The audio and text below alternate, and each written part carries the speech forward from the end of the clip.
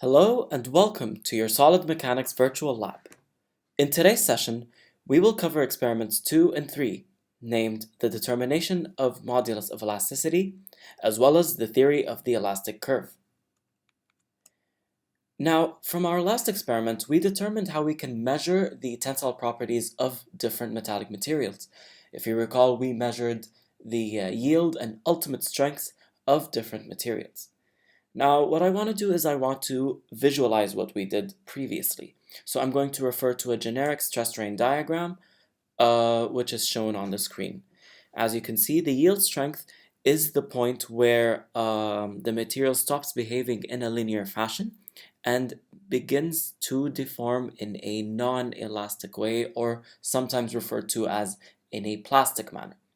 So the yield strength is actually the divider between the linear behavior or the elastic behavior of the material and the inelastic behavior of the material. Now, as you continue to apply tensile forces on your material is going to go through a phase of strain hardening where the material is going to get stronger as it starts to deform up until you reach a point which is called ultimate strength, as you can see. Now, for today's experiment, we're going to focus more on the elastic region of the material's behavior, particularly the straight line portion that starts from the origin and terminates just before the yield strength point. If we were to take the slope of this line, if by taking 2 points along this linear behavior, measure the rise and measure the run, we'll be able to determine the slope of the line, and this line would be, or the slope of this line would be Young's modulus. This is otherwise known as the modulus of elasticity, and generally it is given the symbol E, and it's basically a measurement of how stiff a material is in that region. So within the region of elastic behavior, this is how much force you need to apply to get some sort of response in strain, or basically a measure of how much force you need to cause a certain amount of deformation. Let me explain. So, if we were to examine the equation from the slide with the stress strain diagram, you see that the modulus of elasticity is basically the rise over run. If I were to change rise and run and instead put the names of the axes that were in the y and x directions respectively, I would get that the modulus of elasticity is basically stress over strain. If I were to further simplify this and put the definition of stress and the definition of strain into the equation, I would get the following equation. Now let's take a step back and try and put this into context of the first experiment that we did. So for the first experiment that we did, they all had the same cross-sectional area because they all had the same diameter. In addition, they all had the exact same length because the samples were identical in shape. The only difference was the material that was used. Now, if we were to remove the constants in this case, which are the area and the length, you'll see that this equation basically simplifies into force over deformation, or basically how much force you need to apply on a material in order to cause it to deform a certain amount. So it is basically a measurement of how stiff or rigid a material is. For today's experiment, we're going to look at a method that we use to determine the modulus of elasticity, and this method is generally used for beams that have a rectangular cross-section. Now, let's suppose that I have a cross-section shown on the screen right now with the height given as h and the width given as b. If I were to take a beam that has this cross-section and lay it in between two supports as shown below, these supports could be either pins or rollers, doesn't really matter as long as the beam is in a simply supported condition. If I were to apply a force P on this beam that is centrically loaded, or basically being applied directly in the middle of the beam, This would cause the beam to deflect as shown in the dotted line, and the maximum deflection shown by the beam will be at that midpoint and is given the notation delta max. Now, we can determine delta max through two different methods, either experimentally by putting a deflection gauge right at that midspan and measuring how much deflection we have, or we could use an equation. The equation is shown on the screen, and it's basically PL cubed over 48EI. Now, this isn't really the objective of the experiment that I want to do. I need to rearrange the equation and solve for E. So if I were to rearrange the equation, this is the equation that I'm going to get, which is E equals PL cubed over 48 delta I. And as you can see, I just swapped out E and delta max, and that's how I got the equation. So for the first experiment, what I'm going to do, or what is required of you to do, is we need to determine the modulus of elasticity for steel and aluminum using experimental means. So, given that we know the amount of force that we're going to apply on our beams, given that we know the length and we know the cross-section, we're going to measure all of that, then put the beam in a simply supported condition, apply the load, and then measure the deflection. Then later on, we're going to use the deflections that we measured to calculate the modulus of elasticity for both of the materials.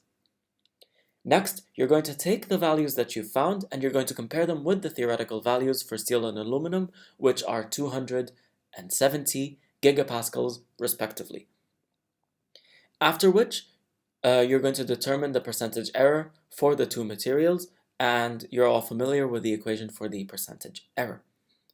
So this experiment is nice and straightforward, but what if I wanted to find the deflection for a point on a simply supported beam that was not at the midspan? So I'm looking for some sort of deflection that is not the maximum deflection. Is there a way that I could do that? Or maybe, what if I wanted to see the effects of changing the length and the cross-section and how it would change the deflection of a beam? Obviously, as we've seen in the previous equations, the length and the cross-section are factors in the deflection. But how will they influence them? This is where the theory of the elastic curve comes in.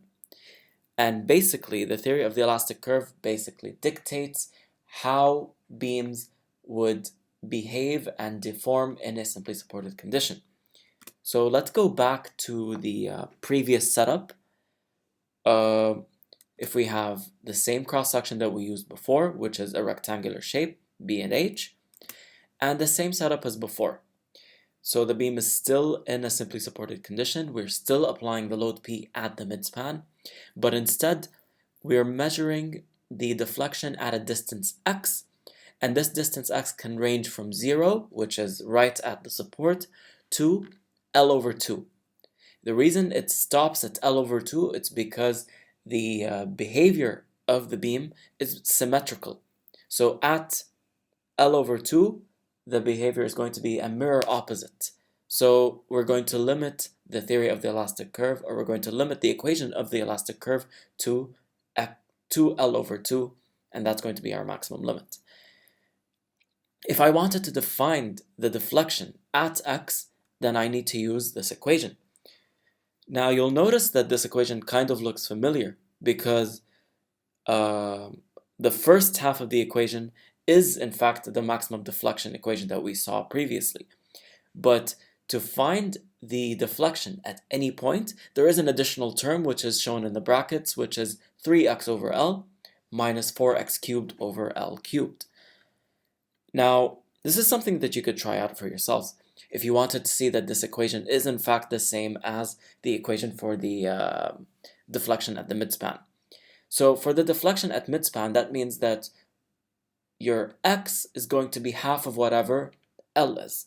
So you can keep L the same, and instead of x you could say L over 2, and then try simplifying the term in the brackets. You can see that this whole term eventually cancels out and becomes 1.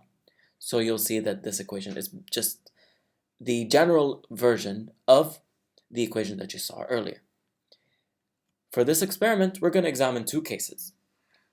The first case is the effects of changing the length on the deflection. So the material is going to be the same, the cross-section is going to stay the same, but instead we're going to double the length.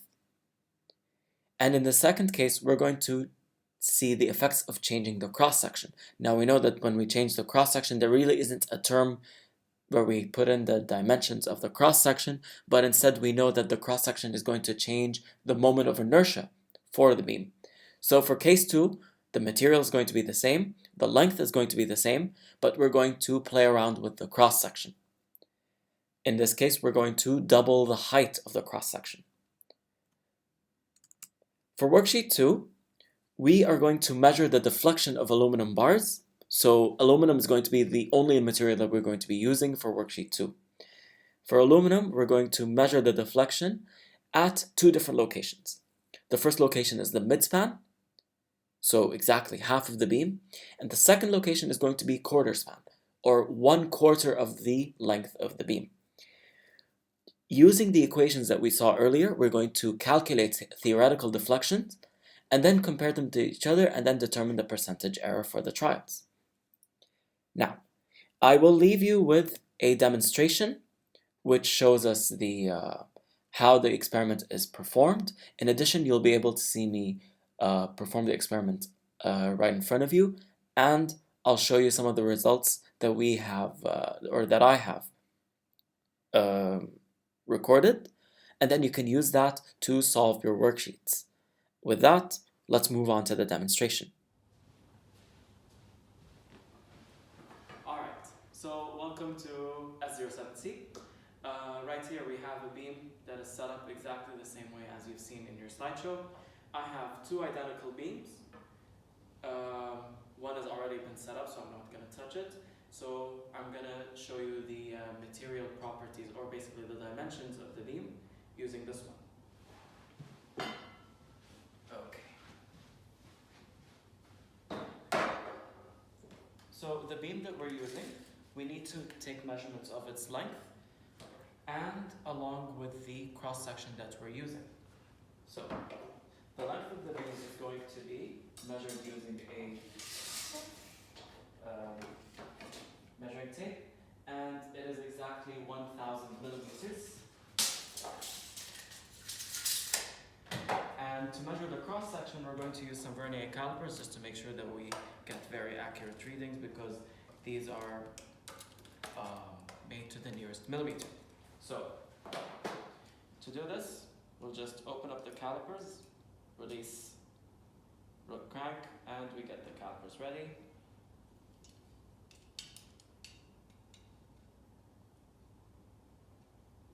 So the width of the caliper is 20 millimeters, and the height of the beam is 6 millimeters. Now these dimensions are going to be the same for both of the beams that we're using. We're going to start off with the steel beam, and then we're going to move on to the aluminum. Okay. Now I'm going to keep the load constant in the two trials. For both of the trials, I'm going to use 10 newtons. So what we have is the beam is being set up in simply supported state. I have a mass hanger that is placed directly in the middle so that I can easily attach the loads, and I have a deflection gauge that is being set up here. Now what I'll do is I very slowly, first of all, you need to make sure that your gauge is set to 0. I've already done this, so I'm not going to check. And what you need to do is place the load ever so gently and let the beam deform. Once the weight is settled, you can go ahead and take the readings. Okay, I wanted to zoom in on the deflection gauge and just show you something interesting. Since I have the deflection gauge set up as shown, what's going to happen is, as soon as I start applying the load, this needle is going to start moving backwards, as you can see. Because it moves backwards, you need to take a good note of where the needle finishes, because you need to go back from 0 and count in increments of 0.1 millimeters and find out where we are. So the needle made 2 full revolutions, so that means we have a deformation of 2. And we're going to start counting from 0. So 10, 20, 30, 40, 50, 60, 70, 5, 76. So the total deflection is 2.76.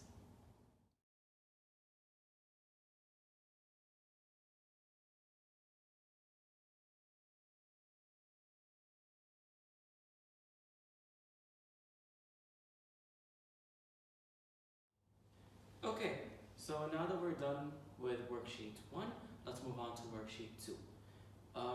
So what we have is the aluminum bar that we have for worksheet 1. We actually do require it.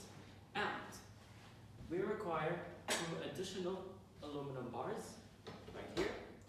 Now, I'll explain the main differences between them. So for the first case that we mentioned for worksheet 2, we're looking at the change in the length and how that affects the deflection. So I have exactly the same cross section, 20 mm by 6 mm, but instead the length is 500 millimeters. Okay?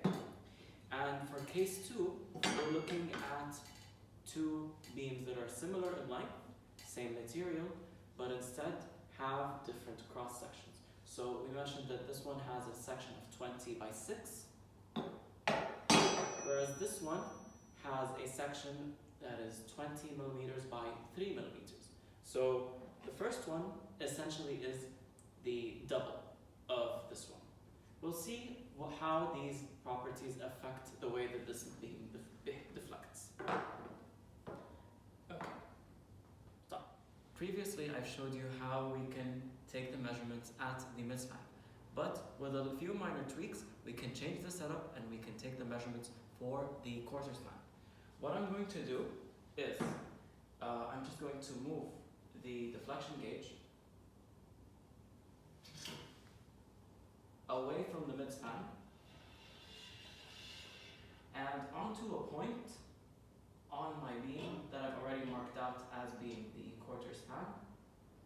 So I'll just go ahead and set it to 0.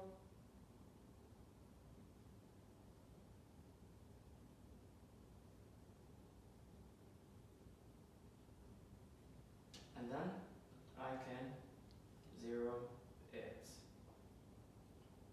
out.